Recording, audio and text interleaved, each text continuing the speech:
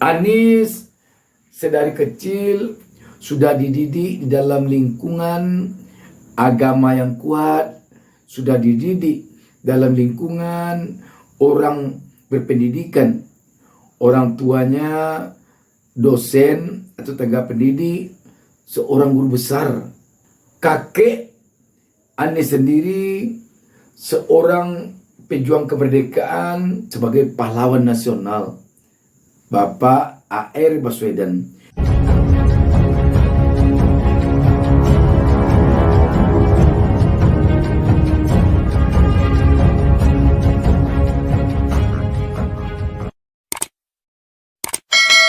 Assalamualaikum warahmatullahi wabarakatuh.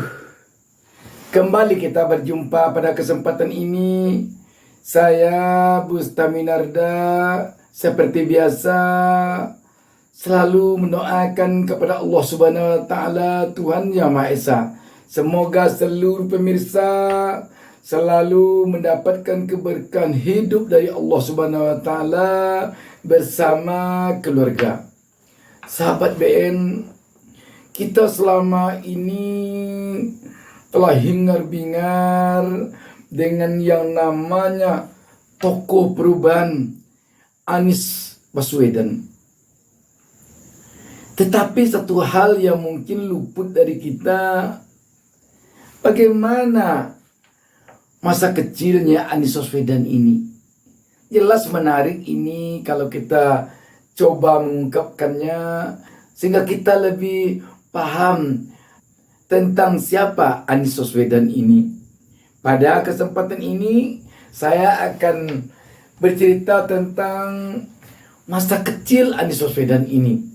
Mudah-mudahan akan membuat pemirsa semakin tahu tentang seorang Anies Baswedan.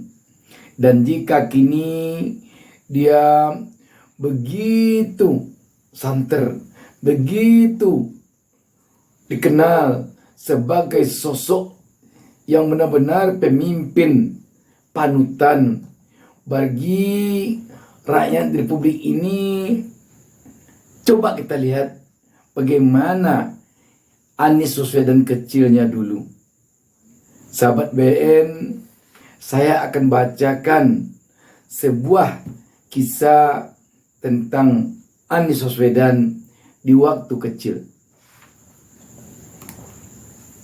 Tribunjabar.id mengisahkan tentang masa kecil Anies Baswedan dalam sebuah artikel yang diberinya judul Cerita Masa Kecil Anies Baswedan dibongkar sang ibu dan tante kembarnya.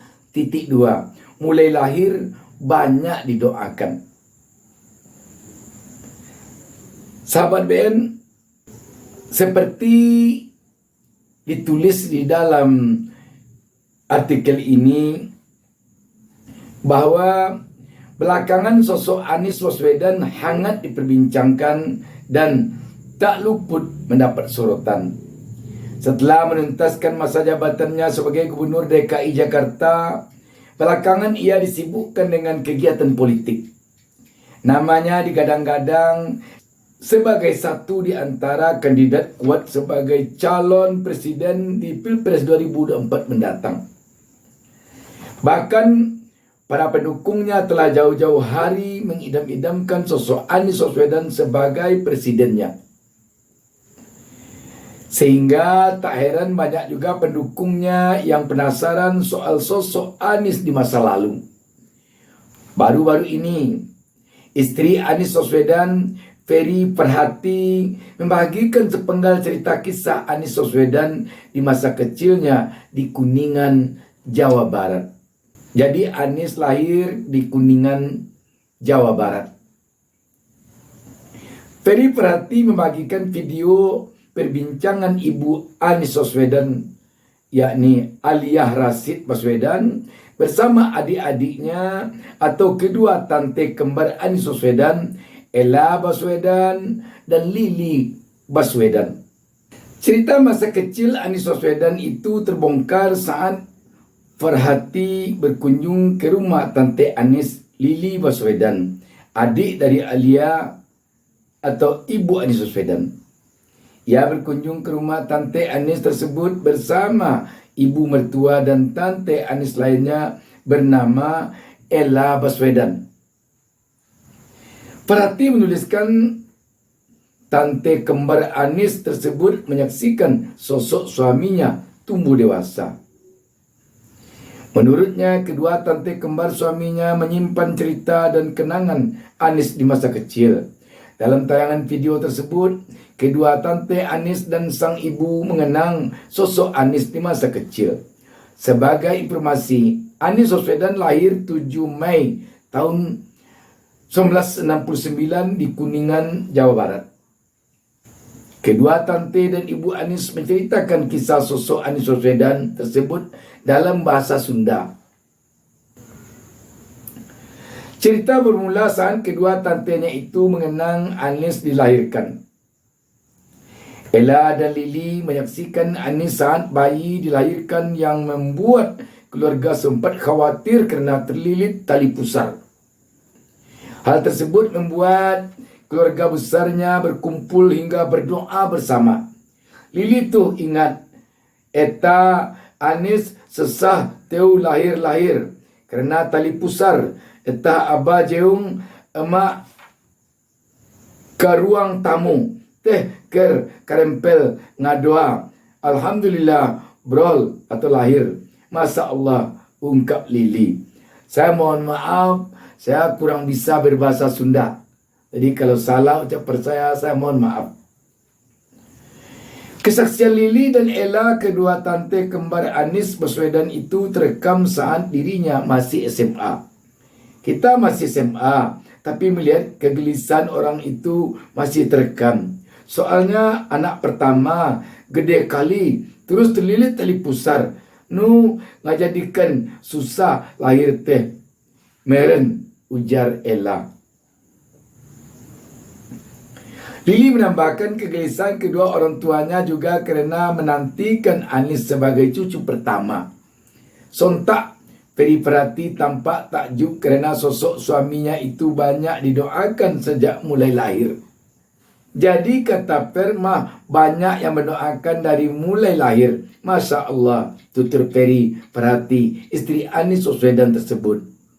Jadi Bu Fer, sekarang mudah-mudahan seluruh rakyat Indonesia mendoakan agar Anis dipercayai rakyat untuk memimpin negara dan bangsa ini sebagai Presiden Kepala Negara Republik Indonesia untuk periode 2024-2029. Amin.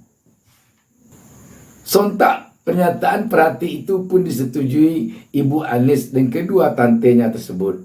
Tak sampai di sana, Alia ibu Anis juga mengungkap tabiat Anis sejak kecil lahap makan. Anis suka makan katanya. Ia menceritakan Anis bisa makan bubur sambil makan buah pisang bersamaan. Menurut Alia, segalanya mesti cepat untuk Anis. Kemudian Ella menyinggung Anis kecil tumbuh menjadi anak yang aktif dan kreatif. Jadi Anis ini tampaknya dari kecil sudah kelihatan dia seorang yang kreatif dan sangat aktif. Ella mengenang bagaimana Anis kecil lincah berlari hingga akhirnya merasakan terbentur di pintu koboi. Itu kan ada pintu koboi di Kuningan. Anis kejedot, eta mah dateu daek cicing, atau enggak bisa diam, lari-larian terus, ujarnya. Ella mengatakan Lili sempat berseloroh melihat tingkah Anis tersebut yang begitu aktif. Terus Elta Lili kan nu ngomong, eta cenah, eu bunda rek jadi naon? Atau ini anak mau jadi apa? Udah gedenya. Ujar Ella menirukan bicara Lili mengomentari tingkah Anis kecil. Namun Ella menceritakan keluarga sudah tak aneh dengan tingkah Anis kerana sudah terbiasa. Bahkan Ibu Ani menyebut putranya tersebut tahan banting.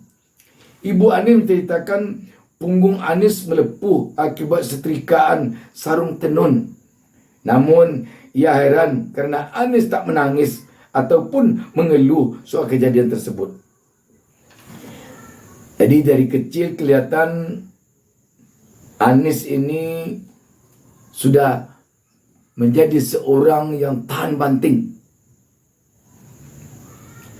Tak cukup sampai di sana, Lili menceritakan momen lainnya tingkah Anis yang kreatif. Setiap Lebaran, Anis mengunjungi rumah nenek di Kuningan.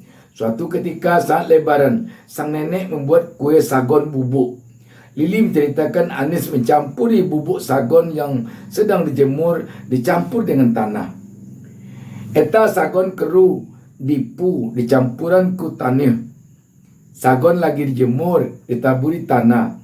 Bangor budak teh, ujar Lili dan Ella sembari tertawa. Lantas Ferati kembali menduga tingkah Ani mencampur tepung dengan tanah tersebut kerana sedang bereksperimen. Zaman dulu itu sebetulnya kan anak lagi eksperimen kali ya, pengen tahu, ujarnya. Sontak pernyataan isteri Anis itu disetujui sang mertua. Ibu Anis mengatakan sosok Anis di masa kecil energik dan kreatif. Lili menceritakan kembali kreatifnya Anis saat pindah ke Yogyakarta. Lili takjub kerana ide kreatif Anis yang menggunakan sarung diisi dengan teman-temannya 5 orang saat di musola. Mau ke musola, sarung 1. Dimasukkan sama 5 orang anak. Katanya pahalanya sesuai langkahnya.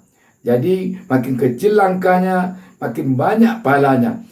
Itu kepikiran aja, ujar Lili ceritakan kekreatifan Anis.